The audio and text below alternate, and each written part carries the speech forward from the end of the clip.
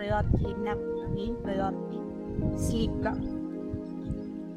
10th ஆனாலும் 12th ஆனாலும் LKG ஆனாலும் யூகேஜி ஆனாலும் ஃபர்ஸ்ட் ஸ்டாண்டர்ட் ஆனாலும் sleep becomes the priority. 70 years ஆனாலும் அதுதான்.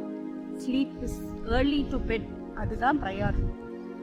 நாளைக்கு நம்ம செட்டில்டாக நம்ம வேலையை பார்க்கணும்னா எவ்வளோ சீக்கிரம் நம்ம எல்லா ஒர்க்கும் ரீவைண்ட் பண்ணி பெட்டுக்கு போகிற நேரத்தை எவ்வளோ சீக்கிரம் ரீவைண்ட் பண்ணணுமோ அடுத்த நாளுக்கு உண்டான ஞாபகங்கள். Early to bed, early to rise makes a man healthy, wealthy and wise.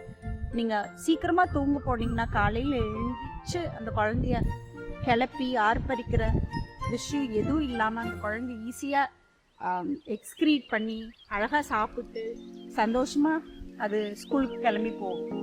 நம்மளும் ஆஃபீஸ்க்கு அதே மாதிரி கிளம்பி போகலாம். எல்லாமே நெறி ஆகக்கூடிய முதல் வேலை சீக்கிரமாக தூங்குறது மாத்திரம்தான். இதில் ஆழமான மருத்துவம் இருக்குது, ஆழமான என்ன சொல்றது அறிவியலும்